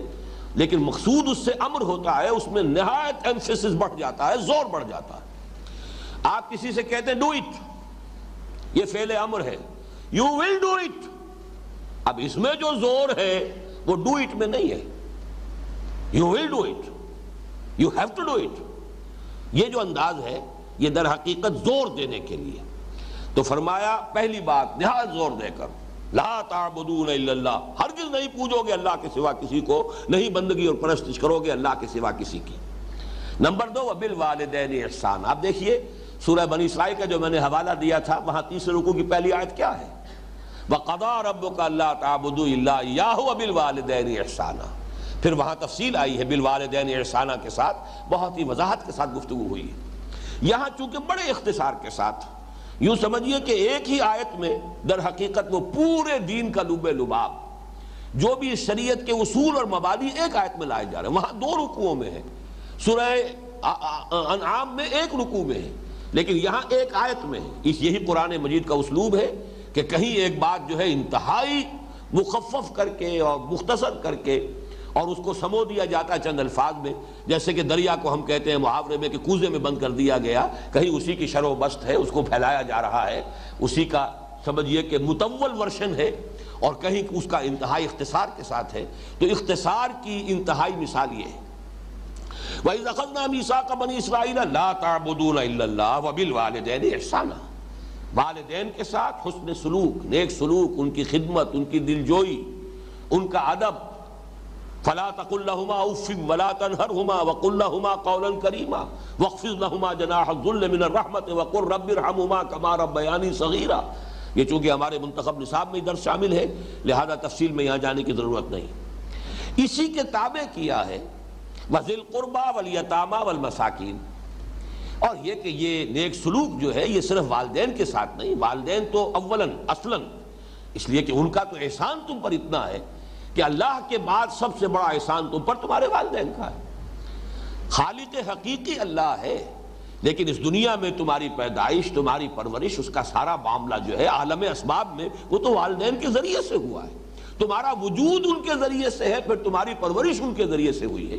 اس حوالے سے اللہ کے بعد سب سے بڑا احسان والدین کا ہے۔ انشکر لی ولوالدیک، سورہ لقمان کے دوسرے رکوع میں جو فرمایا، شکر کرو میرا اور اپنے والدین کا۔ اتنا بریکٹ کیا گیا ہے 4 مقامات پر کہ اللہ کے حق کے ساتھ فوراً متصلاً والدین کا حق۔ یہاں پر بھی یہ بھی اسی کی ایک مثال ہے۔ لیکن یہ کہ جب کسی شخص کے اندر ادائے حقوق اور شکر کا جذبہ ہوگا تو اس کی اس نیکی اور نیک سرشت جو ہے اس کا ایک تقاضا خود بخود ہوگا کہ آگے بڑھ کر وذی القربیٰ والیتامیٰ والمساکین، اور یہ کہ قرابت داروں کے ساتھ بھی حسن سلوک کرو۔ یہ سب احسان ہی کے تابع آ رہا ہے، حسن سلوک قرابت داروں کے ساتھ بھی، والیتامیٰ اور یتیموں کے ساتھ، اور مساکین محتاج۔ مسکین سے مراد وہ شخص ہے جو کسی وجہ سے کوئی کم ہمتی ایسی ہو گئی ہے، وہ جسمانی ہو، نفسیاتی ہو، چاہے وہ صرف نیورستھینیا ہی ہے جس کی وجہ سے کہ اعصاب ڈھیلے پڑ گئے ہیں، آدمی کے اندر کام کرنے کا، محنت کرنے کا کی ہمت باقی نہیں رہی ہے، جو بھی ہو جائے، مسکنت کہتے ہیں اسے، کم ہمتی، بے ہمتی، یہ مسکنت ہے۔ تو جو بھی لوگ معاشرے کے اندر ایسے ہیں، اب تمہارے اوپر ان کے حقوق ہیں۔ سورہ بنی اسرائیل میں تو لفظ حق آیا ہے، وَآتِ ذَا الْقُرْبَىٰ حَقَّهُ وَالْمِسْكِينَ وَابْنَ السَّبِيلِ، در حقیقت ان کا حق ہے تمہارے اوپر۔ یہاں وہ احسان ہی کے تابع ہو کر وَبِالْوَالِدَيْنِ إِحْسَانًا وَذِي الْقُرْبَىٰ وَالْيَتَامَىٰ وَالْمَسَاكِينَ وَقُولُوا لِلنَّاسِ حُسْنًا، اور لوگوں سے اچھی بات کرو۔ حسن کلام یہ خود اپنی جگہ پر ایک بہت بڑی نیکی ہے۔ ایک حضور کی حدیث ہے صلی اللہ علیہ وسلم، تبسمک فی وجہ اخیک صدقۃ، اپنے بھائی کے ساتھ اگر کشادہ روئی کے ساتھ ملاقات کرتے ہو، اگر خندہ پیشانی کے ساتھ ملاقات کرتے ہو، اس کو دیکھ کر تمہارے ہونٹوں پر مسکراہٹ آ جائے، یہ بھی صدقہ ہے۔ اس لیے کہ جو آپ سے ملنے آیا ہے، آپ نے اسے ویلکم کہا، اس سے آپ بجائے ترش روئی کے خندہ پیشانی کے ساتھ ملے، اس سے اس کا بھی انبساط ہوگا۔ لیکن یہ کہ اگر معاملہ عبوساً قمطریرہ بن کر آپ نے اسے ویلکم کہا تو وہ بھی اب گھبرائے گا، میں خامخواہ کاہے کو آ گیا، پچھتائے گا۔ تو اس سے یہ کہ یہ جو خندہ روئی ہے اور یہ انسان خندہ پیشانی کے ساتھ اپنے بھائی سے ملاقات کرتا ہے، حضور نے اسے صدقے سے تعبیر کیا، تبسمک فی وجہ اخیک صدقۃ۔ تو یہاں پر بھی قولوا للناس حسنا، ایک تو یہ کہ عام قول، معاشرے کے اندر اچھی بات کہو، اس میں مراد امر بالمعروف بھی ہو سکتا ہے، لوگوں سے کو بھلائی کی تلقین کرو، بھلے مشورے دو، نیکی کی طرف دعوت دو، دعوت الی الخیر، وہ تمام چیزیں اگر قولوا للناس حسنا کو عام پر رکھا جائے، الفاظ کا جو عموم ہے، تو اس میں ساری چیزیں آ جائیں گی۔ لیکن یہ کہ ایک اس میں خاص نکتہ یہ ہے کہ یتیم اور مسکین، ان کے ساتھ اگر آپ کسی وقت کوئی بات ان کے ساتھ تعاون نہیں کر سکتے، تب بھی کم سے کم نرم بات کر کے ان کے دل کو تو ہاتھ میں لینے کی کوشش کرو، جھڑکو نہیں۔ اما السائل فلا تنہر، چنانچہ قرآن مجید میں سورہ نساء کی آیت نمبر 5 میں بھی قولوا لهم قولا معروفا، یعنی یہ کہ اگر سائلین آ گئے ہیں یا کوئی سفہا ہے، کم سمجھ لوگ ہیں معاشرے کے ہیں جو وہ اپنی ذمہ داریوں کو اب نہیں سمجھ رہے، نہیں ادا کر پا رہے، تو ان کے ساتھ یہ ہے کہ جو بھلائی کر سکتے ہو کرو، اور یہ کہ ان کے ساتھ بات تو کم سے کم جو ہے وہ نرمی کے ساتھ کرو، قولا معروفا۔ پھر یہی بات جو ہے آیت نمبر 8 میں بھی آئی ہے، قولا معروفا۔ آیت نمبر 9 میں سورہ نساء میں وَلْيَقُولُوا قَوْلًا سَدِيدًا، کہیں معروف کا لفظ آیا، کہیں سیدھی بات کرو۔ سورہ بقرہ میں فرمایا گیا قول معروف ومغفرۃ خیر من صدقۃ یتبعها اذى، کہ کسی کے ساتھ بات اچھی کی جائے، اور اگر اس نے کہیں سائل نے یا کسی آپ کے قرابت دار نے آپ کے ساتھ جو ہے درستی کے ساتھ بھی کلام کیا ہے، چاہے وہ اپنی احتیاط ہی کے لیے مدد مانگنے آیا تھا، لیکن انداز اس نے جو اختیار کیا ہے وہ آپ کے لیے ناپسندیدہ ہے، تو معاف کیجئے اس کو، اور اس کے ساتھ نیک رویہ رکھیے، نیک اچھی نرم بات کیجئے۔ یہ کہیں بہتر ہے اس سے کہ آپ تھوڑا بہت صدقہ بھی دے دیں، لیکن پھر بات ایسی کریں کہ جس سے جو ہے اس کا دل جو ہے وہ زخمی ہو جائے، اس کے عزت نفس مجروح ہو جائے۔ تو اس سے تو بہتر یہ ہے کہ تم نرم بات کہہ کر اور معاف کر کے اس سے جو ہے معذرت کر لو۔ اور یہ سورہ بنی اسرائیل میں تو یہ مضمون جو آیا ہے وہ تقریباً اسی ربط کے ساتھ آیا ہے۔ وَإِمَّا تُعْرِضَنَّ عَنْهُمُ ابْتِغَاءَ رَحْمَةٍ مِّن رَّبِّكَ تَرْجُوهَا فَقُل لَّهُمْ قَوْلًا مَّيْسُورًا، اگر تمہیں قرابت داروں سے اور مانگنے والوں سے اور مسافروں سے جن کا وہاں پر حق گنوایا گیا ہے اعراض کرنا ہی پڑ جائے، اس لیے کہ تم خود اپنے رب کی رحمت کے امیدوار ہو، یعنی یہ کنایا ہے اس سے کہ تم اس وقت خود جو ہے تمہارے پاس کچھ دولت نہیں ہے، پیسہ نہیں ہے، تم اس پوزیشن میں نہیں ہو کہ ان کی کوئی مدد کر سکو، تو قل لہم قولا میسورا، تو قولا میسور، قولا سدید، قولا معروفا، یہ تمام الفاظ جو آتے ہیں ایسے مواقع پر کہ جہاں سائلین یا جو بھی محتاج ہیں ان کا تذکرہ ہے، تو یہ ہو سکتا ہے کہ یہاں پر بھی خاص طور پر یہاں قولوا للناس حسنا میں اسی کی طرف اشارہ ہو۔ وَأَقِیمُوا الصَّلَاةَ وَآتُوا الزَّکَاةَ، اب چونکہ ایک طرف آیا تھا اللہ تعالیٰ کی بندگی، دوسری طرف تھا حسن سلوک، والدین سے شروع ہوا، ذی القربہ، یتامہ، مساکین، اور یہ کہ حسن کلام ہو، گفتگو کی جائے تو اچھی کی جائے، نرم کی جائے۔ اب اس کے لیے جو دین میں دو ستون قائم کر دیے گئے ہیں، اللہ کی بندگی کا ستون نماز، قائم رکھو نماز کو، اور یہ جو حقوق العباد کا معاملہ ہے وَآتُوا الزَّکَاةَ، زکوٰۃ ادا کرو، یہ گویا کہ اس کے لیے جو اللہ تعالیٰ نے ایک نظام کی شکل دے دی ہے۔ ویسے تو اللہ کی بندگی کرنی ہے، چلتے پھرتے بیٹھے لیٹے اللہ کو یاد کرنا ہے، اللہ کے ساتھ ذکر کثیر کی کیفیت رکھنی ہے، لیکن ایک ہے اقامت الصلاۃ، یہ گویا کہ اس کے لیے ستون ہے، الصلاۃ عماد الدین، یہ اس کی معین شکل ہے، یہ تو ہر حال میں تمہیں اس کا التزام کرنا ہے۔ اسی طریقے سے زکوٰۃ جو ہے وہ ایک معین ہے، اس کی پابندی تو کرنی ہی کرنی ہے، باقی اس سے بھی زیادہ دو، جیسے کہ حضور نے فرمایا کہ ان فی المال لحقا سوی الزکاۃ، منتخب نصاب کے درس نمبر 2 میں آیت البر کے ضمن میں یہ حدیث جو ہے ہم پڑھ چکے ہیں کہ ہرگز یہ نہ سمجھنا کہ بس زکوٰۃ دے دی ہے تو بس جو بھی حق تھا مال میں تم دوسروں کا، غرباء کا، بس وہ سارا کا سارا ادا ہو گیا۔ ان فی المال لحقا سوی الزکاۃ، زکوٰۃ کے علاوہ بھی ہے، اور حضور نے پھر وہی آیت مبارکہ جو ہے آیت بر تلاوت فرمائی، لیس البر ان تولوا وجوہکم قبل المشرق والمغرب ولکن البر من آمن باللہ والیوم الآخر والملائکۃ والکتاب والنبیین وآتى المال على حبه ذوي القربى واليتامى والمساكين وابن السبيل والسائلين وفي الرقاب وأقام الصلاة وآتى الزكاة۔ آتى الزكاة تو علیحدہ آ گیا، وہ جو معین نظام ہے وہ تو علیحدہ ہے، تو پہلے جو کہا گیا ہے کہ وآتى المال على حبه ذوي القربى واليتامى والمساكين وابن السبيل، یہ تو گویا کہ اس پر اضافی ہے۔ تو حضور نے اپنے اس قول کے لیے دلیل کے طور پر اس آیت مبارکہ کی تلاوت فرمائی، اور آپ کا قول کیا تھا؟ ان فی المال لحقا سوی الزکاۃ، کبھی یہ نہ سمجھنا کہ بس زکوٰۃ اگر ادا کر دی ہے تو سارا حق ادا ہو گیا، یقیناً تمہارے مال میں زکوٰۃ کے علاوہ بھی حق ہے، غرباء کا، محتاجوں کا، محرومین کا، سائلین کا، ذوی القربہ کا، ان کے حقوق جو ہے صرف زکوٰۃ پر آ کر ختم نہیں ہو جاتے۔ یہاں بھی اسی کی مثال ہے، وَأَقِیمُوا الصَّلَاةَ وَآتُوا الزَّکَاةَ ثُمَّ تَوَلَّیْتُمْ إِلَّا قَلِیلًا مِنکُم، یہ تو تم سے عہد لیا گیا تھا، قول و قرار لیا گیا تھا تمہارے ایلڈرز سے، جبکہ کوہ طور ان کے سروں پر معلق کر دیا گیا تھا، تمہارے سرکردہ 70 افراد تھے وہ جو حضرت موسیٰ علیہ السلام کے ساتھ گئے تھے، اور وہاں جب تورات کے وہ شریعت دے کر اور تم سے قول و قرار پختہ لیا گیا تھا، لیکن تمہارا حال یہ رہا ثُمَّ تَوَلَّیْتُمْ إِلَّا قَلِیلًا مِنکُم، پھر تم نے روگردانی کی، پیٹھ موڑ لی، اس عہد کو پورا نہیں کیا، طرح طرح سے بہانے بنا کر اس سے پہلوتی کی راہ اختیار کی۔ ایک بہانہ تو وہ ہم پڑھ چکے ہیں کہ سبت کا قانون کیسے توڑا تم نے، کہ مچھلی پکڑی تو نہیں ہفتے کے روز، لیکن ہفتے کے روز ساری محنت ہوتی رہی، سارا وقت صرف ہو گیا اسی میں کہ وہ گڑھے کھود کھود کر سمندر کا پانی مچھلیوں سمیت وہ تالاب بنا لیے جائیں تاکہ یہ کہ پھر اتوار کو جا کر پکڑ لیں۔ تو وہ روح دین ختم،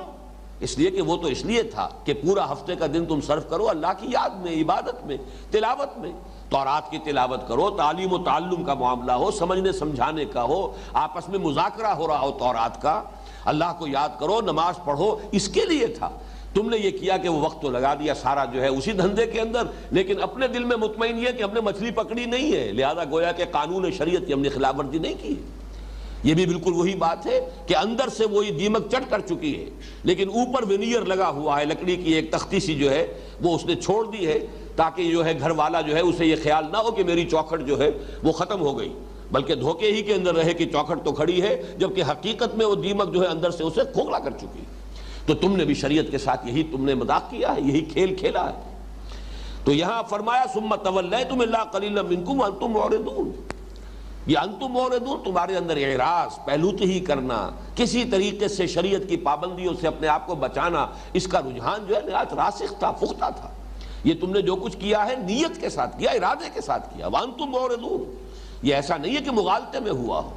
مغالطے میں، جہالت میں، نادانی میں اگر کوئی گناہ ہو جاتا ہے تو اس کا تو قانون یہ ہے کہ جیسے ہی آدمی کو ہوش آئے فوراً توبہ کرے. تو التائب من الذنب کمن لا ذنب لہ، گناہ سے توبہ کر لینے والا تو ایسا ہے جیسے کہ اس نے کبھی گناہ کیا ہی نہیں تھا. اب آئیے وہ دوسرا جو خاص میثاق ہے جس کے حوالے سے ایک بہت بڑی گمراہی ہے جس کا تذکرہ ہونے والا ہے، اور پھر یہ نوٹ کیجئے گا کہ یہ اصل میں وہ شے ہے کہ جو آج تقریباً ہر مسلمان کی زندگی کے اندر موجود ہے، وہ عملی گمراہی. وَإِذْ أَخَذْنَا مِيثَاقَكُمْ لَا تَسْفِكُونَ دِمَاءَكُمْ، اور ذرا یاد کرو جب کہ ہم نے تم سے ایک عہد اور بھی لیا تھا. حالانکہ اس کو شامل کیا جا سکتا تھا، لیکن جیسا کہ میں نے عرض کیا ہے اس عہد کو چونکہ وہ ایک جنرل ہے، وہ دین کی بنیادی حقیقت، چاہے وہ شریعت محمدی ہے یا شریعت موسوی تھی علیہم الصلاۃ والسلام، ان دونوں کے بارے میں جو اقدار مشترک تھی انہیں علیحدہ کر دیا. اب ایک خاص جو ان سے لیا گیا تھا، اور یہ ہے در حقیقت ایک دوسرے انداز میں مسلمانوں کو بھی اس کی تلقین کی گئی. بار بار قرآن میں آتا ہے اشداء علی الکفار رحماء بینہم اعزۃ علی الکافرین اذلۃ علی المؤمنین، اہل ایمان کے حق میں نہایت نرم ہو، حلقہ یاراں تو بریشم کی طرح نرم، اور رزم حق و باطل ہو تو فولاد ہے مومن. اشداء علی الکفار رحماء بینہم، تو تمہیں آپس میں کیسے رہنا چاہیے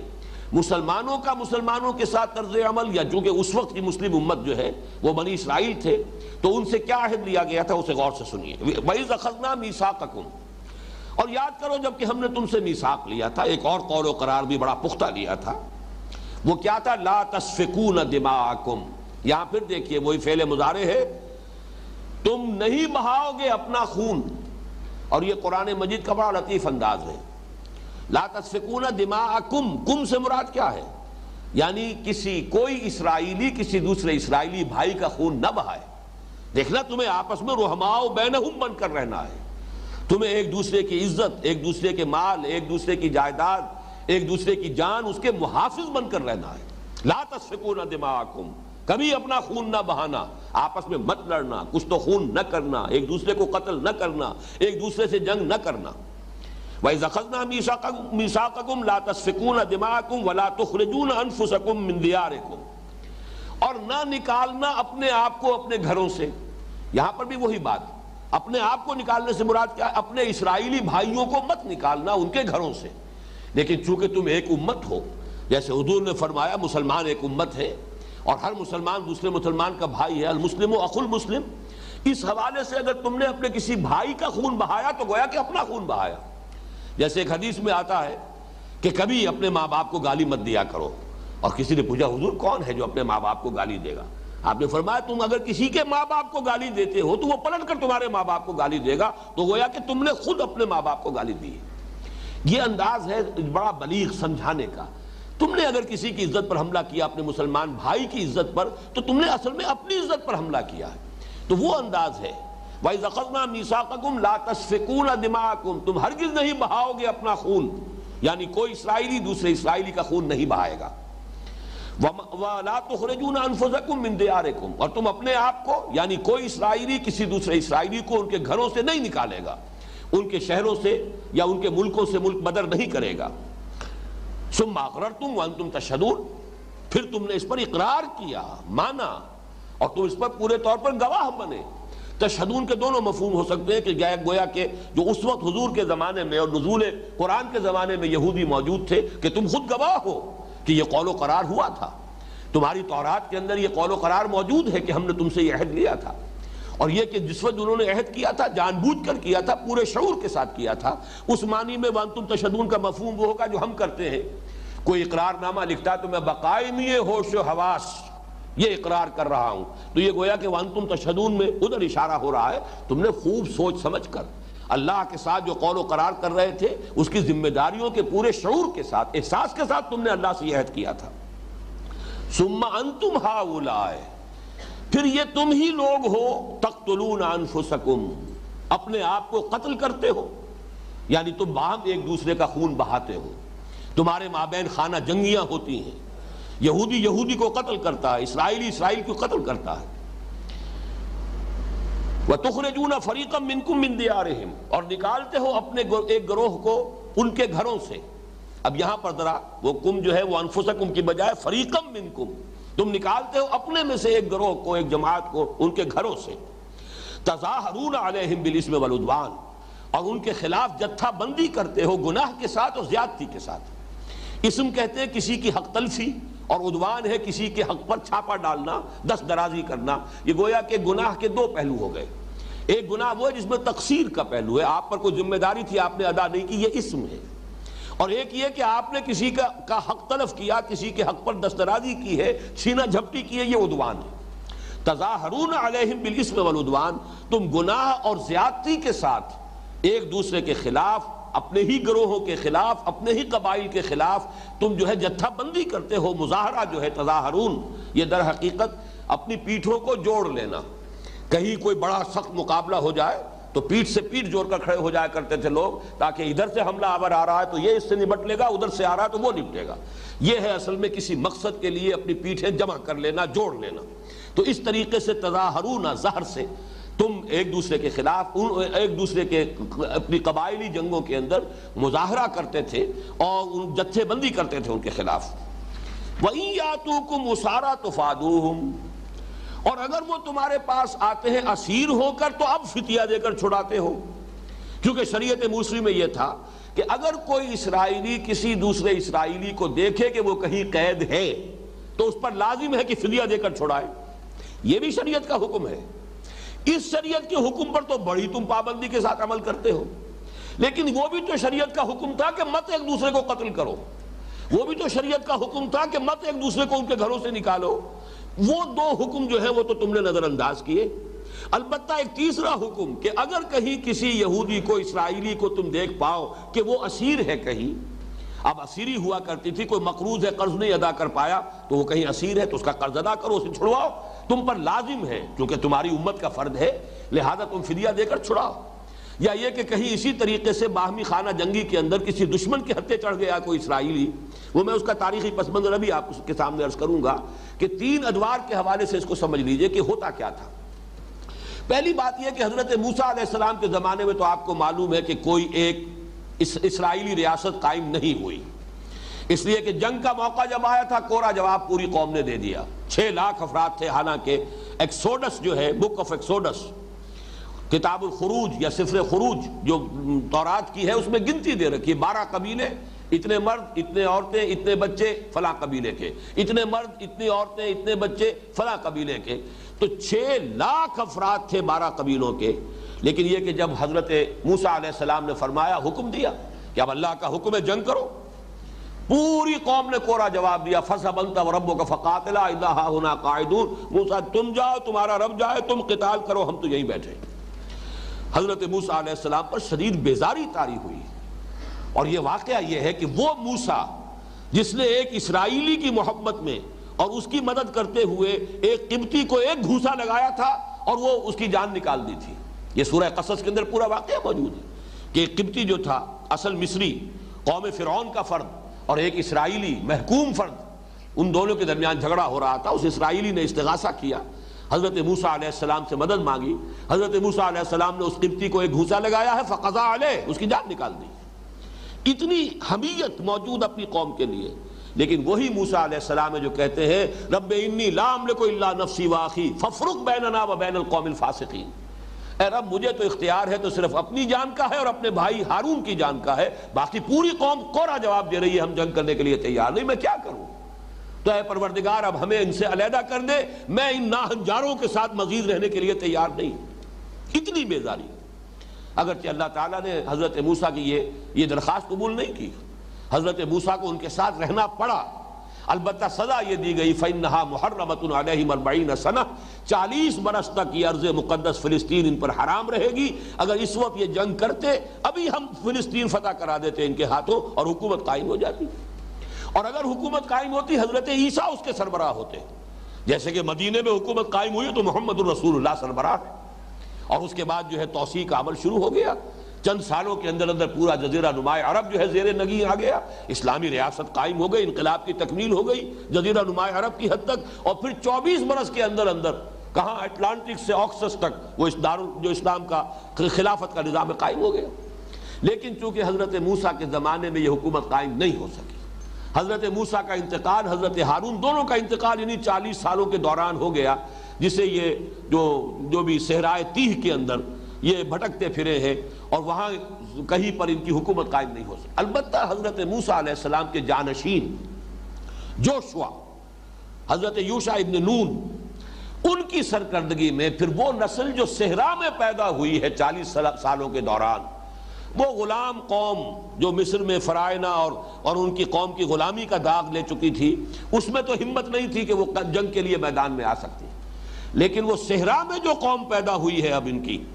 وہ نئی نسل فطرت کے مقاصد کی کرتا ہے نگہبانی، یا بندہ صحرائی یا مرد کوہستانی، تو یہ صحرائی نسل جو ابری ہے پھر اس نے جہاد کیا ہے۔ لیکن یہ کہ ایک بڑی غلطی انہوں نے یہ کی کہ فلسطین کو فتح کر کے وہاں 12 حکومتیں قائم کر دی، ہر قبیلے نے اپنی علیحدہ حکومت بنا لی بجائے اس کے کہ ایک مرکزی حکومت قائم ہوگی۔ نتیجہ یہ نکلا جب 12 حکومتیں ہوں گی تو آپس میں چپقلش بھی ہوگی، کہیں نہ کہیں کوئی اختلاف بھی ہوگا، کہیں نہ کہیں کوئی جھگڑا ہو جائے گا۔ ان جھگڑوں میں پھر وہ جو آپس کے جو مشرکین آباد تھے، یہ مختلف جو قبائل تھے، پھر ان سے مدد لیتے تھے ایک دوسرے کے خلاف۔ جیسے ہندوستان میں جب انگریز آ رہا تھا تو یہی ہو رہا تھا نا، کہ چاہے مسلمان نواب تھے مختلف ریاستوں کے اور چاہے ہندو تھے، آپس کی جنگوں میں کوئی کسی سے مدد لے رہا ہے، کوئی انگریز سے مدد لے رہا ہے اپنے کسی مقامی جو ہے دشمن کے خلاف، ہوتے ہوتے انگریزوں ہی نے پورے ملک پر قبضہ کر لیا۔ یہ کیفیت رہی ہے 300 برس تک، ان کی کوئی مرکزی حکومت قائم نہیں ہوئی، آپس میں لڑتے رہتے تھے۔ لیکن ہوتا کیا تھا وہ یہاں پر بیان کیا گیا، جب آپس میں جنگ ہوئی، کسی غیر اسرائیلی قوم کے ساتھ اتحاد کر کے کسی اسرائیلی قبیلے کے خلاف جنگ کی، اب ظاہر بات ہے کہ اسرائیلیوں کے ہاتھوں اسرائیلی قتل بھی ہوئے، اور وہ جو غیر اسرائیلی تھا جس کی مدد لی تھی، وہ کچھ اسرائیلیوں کو لے گئے قیدی بنا کر، اب وہ قیدی ہے اسرائیلی جو غیر اسرائیلی قوم کے قبضے میں ہے۔ اب انہیں یاد آیا شریعت کا حکم، کہ شریعت کا حکم تو یہ ہے کہ اسرائیلی اگر قید میں ہو تو ان کو فدیہ دے کر چھڑاؤ، لہذا اب شریعت پر عمل کر رہے ہیں کہ جا کر فدیے دے کر انہیں چھڑا کر لا رہے ہیں۔ یہ ہے ان کا طرز عمل کہ شریعت کے ایک حصے کو نظر انداز کیا۔ اللہ نے تو حکم دیا تھا آپس میں جنگ مت کرو، ایک دوسرے کے خلاف مت لڑو، ایک دوسرے کا خون مت بہاؤ، ایک دوسرے کو ان کے گھروں سے مت نکالو، یہ سارے احکام تو نظر انداز، لیکن ایک حکم جو ہے کہ اگر اسرائیلی کہیں پر قیدی ہو تو اسے فدیہ دے کر چھڑاؤ، اس پر عمل ہو رہا ہے پورے اہتمام کے ساتھ۔ اس کے بعد ہوا یہ کہ پھر حضرت طالوت کے زمانے میں جالوت کو جب شکست دی ہے، حضرت داؤد کی حکومت قائم ہوئی، یہ ان کا گولڈن ایرا ہے 100 برس کا۔ 16 برس حضرت طالوت کے،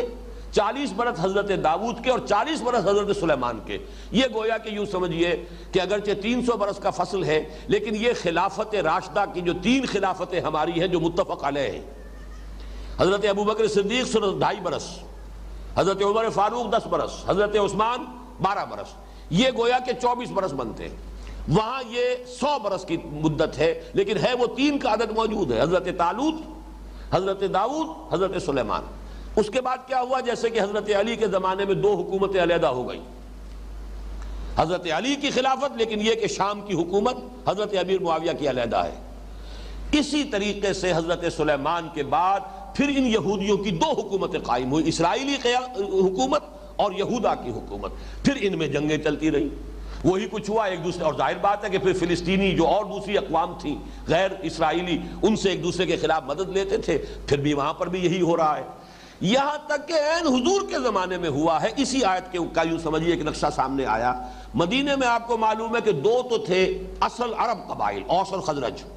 اصل میں یہ یمن سے، جبکہ وہاں پر وہ سد معارب ٹوٹا ہے اور سیلاب آیا ہے، تو وہاں سے جو عرب قبیلے نکلے ہیں تو کوئی تو چلے گئے عراق تک، کوئی شام میں جا کر آباد ہو گئے، کچھ قبیلے، یہ 2 قبیلے آ کر یہ یہاں اس مدینے کی بستی کے اندر یثرب میں آباد ہوئے، اوس اور خزرج، یہ ہے اصل عرب۔ لیکن 3 یہ یہودی قبیلے یہاں پر آباد تھے، بنو قینقاع، بنو نذیر اور بنو قریظہ۔ اب اوس اور خزرج کے جو 2 قبیلے تھے، ان کی آپس میں کھٹ پٹ رہتی تھی، چپقلش ہے، قبائلی جنگیں ہوتی ہیں۔ ان میں سے 2 جو تھے قبیلے یہود کے، بنو نذیر اور بنو قریظہ، وہ اوس کا ساتھ دیتے تھے، اور ایک قبیلہ بنو قینقاع وہ خزرج کا ساتھ دیتا تھا۔ جنگ بعاث میں یہی شکل رہی، اصل جنگ تھی اوس اور خزرج کے مابین، لیکن خزرج کے ساتھ بنو قینقاع موجود ہے اور اوس کے ساتھ بنو نذیر اور بنو قریظہ موجود ہے۔ جنگ ہوئی ہے، ایک دوسرے کو قتل کیا ہے، اور ایک دوسرے کے قیدی جب چلے گئے ہیں اوس کے یا خزرج کے قید میں، اب ان کو فدیہ دے کر چھڑا رہے ہیں۔ تو گویا کہ یہ ان کی پوری تاریخ کے اندر ایک تسلسل ہے اس عمل کا کہ عہد یہ لیا گیا تھا وَإِذْ أَخَذْنَا مِيثَاقَكُمْ لَا تَسْفِكُونَ دِمَاءَكُمْ وَلَا تُخْرِجُونَ أَنفُسَكُمْ مِنْ دِيَارِهِمْ ثم اقررتم وانتم تشهدون ثم انتم هؤلاء تقتلون انفسكم وتخرجون فريقا منكم من ديارهم تظاهرون عليهم بالاثم والعدوان وان ياتوكم اسارى تفادوهم، اور اگر وہ قیدی بن کر آئیں تو تم انہیں لازماً فدیہ دے کر چھڑاتے ہو۔ یہ تمہارا بڑا تقویٰ ہے، بڑی دینداری ہے،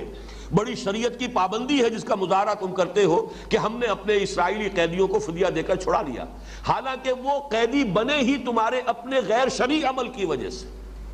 وَهُوَ مُحَرَّمٌ عَلَيْكُمْ إِخْرَاجُهُمْ، حالانکہ ان کا نکلوانا وہاں سے وہی تم پر حرام تھا۔ وہ حرام بات تو یاد نہیں رہی، اس کے اوپر تو خوب تم نے جو بھی وقتی اپنی مصلحت تھی اس کے تحت اس کی دھجیاں اڑا دی، لیکن یہ کہ اب دوسرے حکم پر، شریعت کے حکم پر عمل کر رہے ہو۔ اب یہ جنرلائزیشن آ رہی ہے جس کے بارے میں نے کہا یہ وہ بات ہے جو صرف یہود کے اوپر صادق نہیں آتی، آج ہر مسلمان کے اوپر صادق ہے، اس لیے کہ استثناء اتنا کم ہے، الا ماشاء اللہ، شاذ ہوگا کوئی، بالفعل شاید کوئی ایک بھی نہ ہو۔ افتؤمنون ببعض الکتاب وتکفرون ببعض، تو کیا تم ہماری کتاب اور شریعت کے ایک حصے کو مانتے اور ایک کو نہیں مانتے؟ ایک حکم یہ تھا کہ آپس میں ایک دوسرے کو قتل نہ کرو، یہ تم نے پاؤں تلے رون دیا۔ یہ بھی حکم تھا شریعت کا کہ ایک دوسرے کو ان کے گھروں سے مت نکالو، یہ بھی تم نے شریعت کا حکم جو ہے پاؤں تلے رون ڈالا۔ ہاں شریعت کا ایک حکم تمہیں یاد ہے کہ اسرائیلی اگر قید میں ہے تو اسے فدیہ دے کر چھڑاؤ، تو تم نے شریعت کے حصے بکھرے کر لیے، تم شریعت کے ایک حصے کو مانتے ہو ایک کو نہیں مانتے ہو۔ یہاں پہ لفظ کتاب جو ہے اس کو نوٹ کر لیجئے، یہ ہم کئی مرتبہ دیکھ چکے ہیں کہ شریعت کے لیے لفظ کتاب آتا ہے، کوئی شے فرض کی جاتی ہے کتب علیکم القتال، کتب علیکم الصیام۔ کتاب کا لفظ جو ہے خاص طور پر قرآن مجید کا وہ حصہ کہ جو احکام شریعہ پر مشتمل ہے، حلال اور حرام اور فرائض اور نواہی پر، در حقیقت وہ کتاب ہے۔ آیات سے مراد وہ ہے کہ جس میں ایمان کے دلائل دیے گئے ہیں، تزکیے کا مضمون بھی اس میں موجود ہے، حکمت کی آیات بھی موجود ہے، تاریخ کی آیات بھی موجود ہے، پچھلی قوموں کے جو حالات ہیں وہ بھی موجود ہے۔ خاص طور پر جو احکام شریعت ہوں گے وہ لفظ کتاب جو ہے وہ ان کی طرف اشارہ کرے گا۔ افتؤمنون ببعض الکتاب وتکفرون ببعض، تو کیا تم کتاب کے ایک حصے پر ایمان رکھتے ہو اور ایک حصے کا انکار کر رہے ہو، ایک حصے کا کفر کر رہے ہو؟ یہ کفر کیا ہے؟ یہ کفر قولی نہیں ہے، کفر عملی ہے۔ وہ یہ نہیں کہتے تھے کہ ہم تورات کے اس حصے کو نہیں مانتے، لیکن عملاً اس پر جب عمل نہیں کر رہے ہیں تو گویا کہ اس کی تکذیب کر رہے ہیں۔ یہی جو میں نے پچھلے دونوں جمعوں میں جو تقریر کی ہے کہ آج ہم اپنے طرز عمل سے قرآن کی تکذیب کر رہے ہیں، حالانکہ جیسے کہ قرآن مجید میں سورہ جمعہ کی آیت نمبر 5 میں فرمایا گیا مثل الذین حملوا التوراۃ ثم لم يحملوها كمثل الحمار يحمل اسفارا بئس مثل القوم الذین کذبوا بآیات اللہ واللہ لا یہدی القوم الظالمین۔ مثال اس قوم کی جو حامل تورات بنائی گئی پھر اس نے اس کی ذمہ داریوں کو پورا نہیں کیا، اس گدھے کی سی ہے جس پر کتابوں کا بوجھ لدا ہوا ہے، اور بری ہے مثال اس قوم کی جس نے آیات الہی کو جھٹلایا۔ تو تورات کو بھی کبھی یہود نے جھٹلایا تو نہیں، جیسے ہم مدعی ہیں اس قرآن پر ایمان کے، ویسے وہ مدعی رہے ہمیشہ کہ یہ تورات اللہ کی کتاب ہے۔ عمل سے جھٹلایا جب آپ اس پر عمل نہیں کرتے، جیسے کل بھی میں نے حدیث سنائی تھی خطبہ جمعہ میں، حضور نے فرمایا ما آمن بالقرآن من استحل محارمہ، جس شخص نے قرآن کی حرام کردہ چیزوں کو اپنے لیے حلال ٹھہرا لیا اس کا قرآن پر کوئی ایمان نہیں ہے۔ کہتا رہے کہ میرا ایمان ہے قرآن پر، لیکن اگر جس شے کو قرآن حرام کہہ رہا ہے وہ اس کو حلال اپنے لیے ٹھہرا بیٹھا ہے تو پھر اس کا کوئی ایمان قرآن پر نہیں۔ تو یہاں پر بھی وہی سمجھیے کہ تم ان یاتوکم اسارا تفادوہم وہو محرم علیکم اخراجہم افتؤمنون ببعض الکتاب وتکفرون ببعض۔ اب آپ غور کیجئے آج ہمارا حال کیا ہے۔ میں یہ سمجھتا ہوں کہ 99.9 ریکرنٹ% مسلمان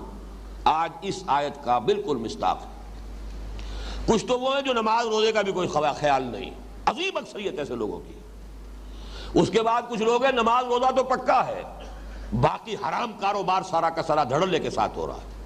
سودی لین دین ہو رہا ہے، جو بھی ہو رہا ہے، رشوتیں ہو رہی ہیں، رشوت کی گرم بازاری ہے، جو بھی ہو رہا ہے سب کچھ معلوم ہے۔ کاروبار تو آج کی دنیا میں حلال کے دائرے میں رہ کر کرنا ناممکن ہے۔ ہم شریعت کے ایک حصے پر عمل کر رہے ہیں، ایک کو ہم نے پاؤں تلے رون دیے۔ یہ آج اس اعتبار سے بہت اہم ہے کہ اس کا جو نتیجہ نکلتا ہے وہ آج پوری امت کے ماتھے پر لکھا ہوا ہے۔ فما جزاء من یفعل ذلک منکم، تو جو کوئی بھی تم میں سے یہ حرکت کرے گا، یہ طرز عمل اختیار کرے گا کہ شریعت کے ایک حصے پر عمل کرے اور ایک کو چھوڑ دے، ایک کو قبول کرے ایک کو رد کر دے، اس کی کوئی سزا اس کے سوا نہیں ہے الا خزی فی الحیات الدنیا، کہ دنیا کی زندگی میں رسوائی ہو، ذلت ہو۔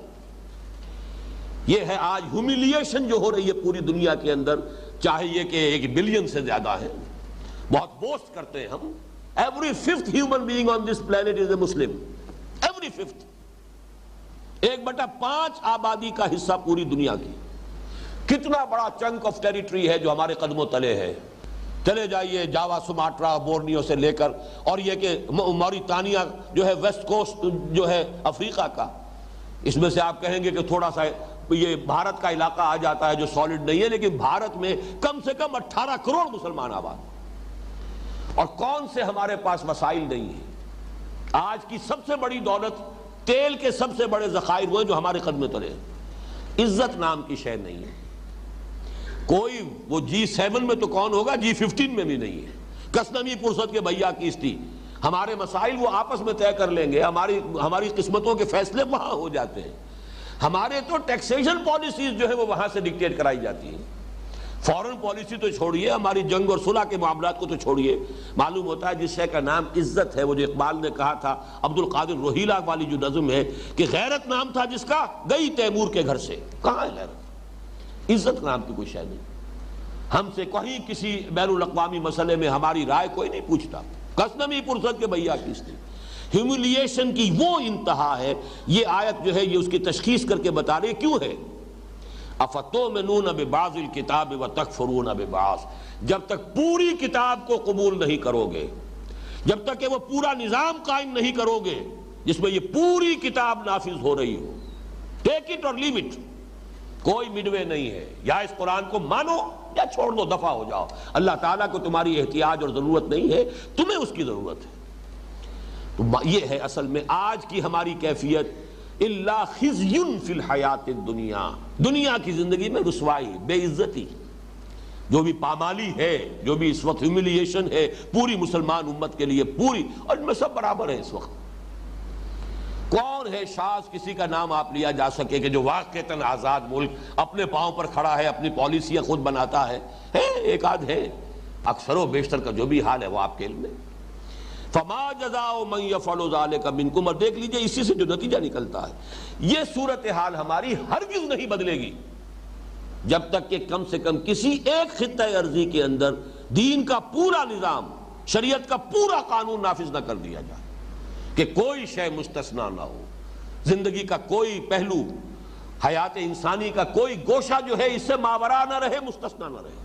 سب اللہ کے حکم کے تلے اور اس کے تابع ہو جائے۔ جب تک یہ نہیں ہوگا ہماری قسمت بدلے گی نہیں۔ میں جو پوری کتاب میری چھپ چکی ہے، سابقہ اور مسلمان امتوں کا ماضی، حال اور مستقبل، اس میں جو میں نے ایک چیپٹر لکھا ہے اللہ کا قانون عذاب۔ عذاب جو ہے دنیا میں آتا ہے قومی جرائم کے اوپر، انفرادی حساب کتاب اللہ کے ہاں ہوگا، وہ یہاں نہیں ہوتا۔ آخرت کا حساب کتاب انفرادی ہے، کلہم آتی ہے یوم القیامت فردا، ہر ایک کو اکیلے جا کر کھڑے ہونا ہوگا اس کٹہرے کے اندر، جواب دہی اپنی کرنی پڑے گی۔ دنیا میں معاملہ انفرادی محاسبہ نہیں، قوموں کا محاسبہ ہے۔ قومی جرائم کے اوپر اجتماعی سزا یہاں ملتی ہے۔ اسی لیے اقبال نے کہا ہے کہ فطرت افراد سے اغماض بھی کر لیتی ہے، نہیں کرتی کبھی ملت کے گناہوں کو معاف۔ افراد سے اغماض اس لیے کر لیتی ہے کہ وہ تو آخرت کا معاملہ ہے، وہاں آ کر ہر ایک کو پورا پورا حساب کتاب مل جائے گا، ہر ایک کا کارنامہ زندگی اس کے سامنے ہوگا۔ اقرا کتابک کفی بنفسک اليوم علیک حسیبا، لو بھائی خود ہی اپنا حساب دیکھ لو، تم ہی کافی ہو، تم ہی جمع جوڑ کر لو، کسی اور کی محاسب کی ضرورت ہی نہیں۔ لیکن اجتماعی معاملات یہاں طے ہوتے ہیں، اور وہی ہے جو ہمارے ساتھ ہو رہا ہے۔ ضربت علیہم الذلۃ والمسکنۃ وباؤوا بغضب من اللہ، میں نے اپنی اس کتاب میں یہی تو لکھا ہے۔ اس آیت کے مصداق تو آج مسلمان ہیں، یہودی تو نہیں ہے۔ یہودی کل 14 ملین ہے اس وقت دنیا کے اندر، 1.5 کروڑ بھی پورا نہیں، ہم اس سے 100 گنا ہیں، لیکن اس کا اثر، اس کا نفوذ، پوری دنیا کا مالیاتی نظام، پھر یہ کہ دی سول سپریم پاور آن ارتھ، وہ فرنگ کی رگیں جہاں پنجہ یہود میں ہے وہ ان کے قبضے میں ہے۔ وہ پالیسیز ڈکٹیٹ کرا سکتے ہیں، امریکہ کو کراتے ہیں۔ کانپتا ہے صدر امریکہ کا کہ کہیں یہودی لابی جو ہے کہیں میرے خلاف کوئی اسکینڈل نہ اٹھا دے، اور ہر ایک کے خلاف اتنا مواد ان کے پاس موجود ہوتا ہے جب چاہے چٹکیوں میں اڑا دے۔ ذرا سا اگر ٹرن لے لے، بش نے ذرا سا ٹرن لیا تھا جو اس کا حشر کروایا ہے، حالانکہ اتنا بڑا ہیرو، جتنی بڑی اس نے یوں سمجھیے کہ امریکہ کے لیے، اور جس طریقے سے دبایا ہے عراق کا جو بھڑکس نکالا ہے، اور جس طرح جا کر امریکن فورسز کو جہاں پر کہ بیسز نہیں دے رہے تھے، نہ سعودی عرب بیس دے رہا تھا انہیں، نہ امارات والے انہیں دینے کے لیے تیار تھے، اب وہاں پر ان کے اڈے بن گئے۔ پورا تیل کا جو ذخیرہ ہے وہ ان کے قبضہ و اختیار میں ہے۔ اس کے باوجود یہودیوں سے ذرا سے ہٹ کر اگر اس نے کوئی ایک بات کی ہے، پتہ چاک کوئی حیثیت ہی نہیں۔ پوری کتابیں لکھی گئی، دی ڈے ٹو اسپیک۔ ذرا سا کسی نے اگر یہودیوں کے خلاف کبھی اگر لب کشائی کی ہے، بڑے سے بڑے پولیٹیکل لیڈر کا جو ہے اس کا جو کیریئر ہے وہ آنن فانن ختم کر دیا گیا۔ اس قدر اثر و رسوخ ہے۔ وہ ہے کل 14 ملین، 1.5 کروڑ۔ تو ضربت علیہم الذلۃ والمسکنہ کہاں ہے؟ آج کا یہودی اس کا مصداق نہیں ہے، آج ہم مصداق ہیں اس کے۔ ضربت علیہم الذلۃ والمسکنۃ وباؤوا بغضب من اللہ۔ یہ صورتحال بہرحال اس کو بدلنا بھی ہے، اس کا جو اینڈ ریزلٹ ہے وہ کچھ اور آئے گا، لیکن یہ کہ میری گفتگو کا اس وقت وہ موضوع نہیں ہے، وہ تو میری اس کتاب میں موجود ہے۔ اس آیت پر غور کیجئے کہ یہ طریقے ہوتے ہیں شریعت کو ماننے والوں میں جب اضمحلال ہوتا ہے، یا تو جیسے وہ سبت والوں نے کیا، حکم پر عمل کر رہے ہیں لیکن روح غائب، مچھلیاں تو نہیں پکڑی ہفتے کے روز لیکن گڑھے کھودنے میں لگے رہے، تاکہ جو اصل مقصد تھا شریعت کا وہ تو غتربود، لیکن یہ کہ بہرحال اس شریعت کی ظاہری شکل جو ہے وہ برقرار۔ یا نمبر 2 بات یہ آئی کہ شریعت کا ایک حصہ سر آنکھوں پر، نماز پڑھیں گے جی، روزہ رکھیں گے، تراویح پڑھیں گے، سب کچھ کریں گے، ختم قرآن کریں گے، یہ ہوگا سب ہوگا، لیکن یہ سود کے بغیر تو دھندا چلتا نہیں، رشوت کے بغیر کام ہمارا چلتا نہیں۔ وہ ہر ایک نے کوئی نہ کوئی ایک گناہ کبیرہ، ہماری سوسائٹی کے ہر طبقے نے ایک گناہ کبیرہ اپنے لیے حلال کیا ہوا۔ ملازم پیش آئیں تو چاہے وہ جو سرکاری اختیارات میں خیانت ہے، چاہے امانت جو ان کے پاس ہے اس میں خیانت ہے، چاہے رشوت ہے، انہوں نے وہ کیا کریں جی، تنخواہوں میں گزارا نہیں ہوتا۔ کاروبار والوں نے سود کو، بلیک مارکیٹنگ کو، حلف نامے جھوٹے، حساب کتاب جو پیش کرتے ہیں انکم ٹیکس کے جھوٹے حلف نامے، یہ تو کیا کریں، یہ مجبوری ہے۔ باقی مسجدیں بنا دیں گے، تمہاری مسجد میں آ کر قالین ڈال دیں گے، اعلیٰ سے اعلیٰ جو ہے اس کے لیے فانوس لا کے لگا دیں گے، یہ اپنی جگہ ہے، لیکن یہ کہ بہرحال شریعت کا یہ حکم جو ناقابل عمل ہے۔ افتؤمنون ببعض الکتاب وتکفرون ببعض، اور یہ ان کا حال ہے جو شریعت پر کوئی عمل کرتے ہیں۔ باقی چھوڑیے ان کو جن کی زندگیوں سے شریعت خارج ہو چکی، جنہیں یہ بھی پتہ نہیں کہ جمعے کا دن کون سا ہوتا ہے، ہفتے میں کب آتا ہے کب جاتا ہے۔ وہ تو اب چونکہ چھٹی ہوتی ہے اس لیے پتہ چل جائے تو چل جائے کہ آج جمعے کا دن ہے، ورنہ ہمارے معاشرے میں وہ لوگ بھی ہیں جنہیں پتہ ہی نہیں ہوتا تھا جمعہ کب آیا اور گیا۔ تو وہ تو شریعت سے بالکل ہی گویا کہ اپنے طور پہ آزاد کر چکے، لیکن یہ کہ جو شریعت پر عمل کرتے ہیں ان کا عمل یہ ہے، افتؤمنون ببعض الکتاب وتکفرون ببعض فما جزاء من يفعل ذلك منكم الا خزي في الحیات الدنیا۔ اور سخت الفاظ آگے آ رہے ہیں، دنیا کی زندگی میں تو بے عزتی رسوائی ہوگی، وَيَوْمَ الْقِيَامَةِ يُرَدُّونَ إِلَىٰ أَشَدِّ الْعَذَابِ، اور قیامت کے دن جھونک دیے جائیں گے شدید ترین عذاب میں۔ یہ اشد کا لفظ آ رہا ہے، نوٹ کر لیجئے، اور یہی صیغہ ہے افعل التفضیل کا جو منافقین کے لیے آیا ہے۔ ان المنافقین فی الدرک الاسفل من النار، اسفل، منافق جہنم کے سب سے نچلے طبقے میں ہوں گے۔ کفر کے مقابلے میں اللہ تعالیٰ کو نفاق سے زیادہ نفرت ہے، نفاق زیادہ ناپسند ہے کفر کے مقابلے میں۔ کافر تو کھلم کھلا کہہ رہا ہے نا میں نہیں مانتا، بات ختم ہو گئی۔ یہ کہتے ہیں ہم مانتے ہیں اور پھر عمل یہ کر رہے ہیں، ان کی جسارت یہ، ڈٹائی کا یہ عالم ہے، یہ جو ہے استہزاء ہے، تمسخر ہے، اور یہ یقیناً اللہ کے غضب کو بھڑکانے والی بات۔ کبر مقتا عند اللہ ان تقولوا ما لا تفعلون، اللہ کے غضب کو بھڑکانے والی ہے یہ بات کہ تم کہو جو کرتے نہیں ہو۔ اسی لیے یہاں پر آیا وَيَوْمَ الْقِيَامَةِ يُرَدُّونَ إِلَىٰ أَشَدِّ الْعَذَابِ وَمَا اللَّهُ بِغَافِلٍ عَمَّا تَعْمَلُونَ، اور جان لو اللہ ناواقف نہیں ہے، غافل نہیں ہے اس سے کہ جو تم کر رہے ہو۔ تم اپنے ظاہری لبادوں سے، اپنے زبانی دعووں سے اللہ کو دھوکہ نہیں دے سکتے، تم خلق خدا کو دھوکہ دے سکتے ہو، ان کی زبانیں بند کر دو گے، ریشنلائز کرو گے اپنے ایٹیچیوڈ کو، بڑی جسٹیفیکیشن اس کے لیے فراہم کر لو گے جو چاہو گے،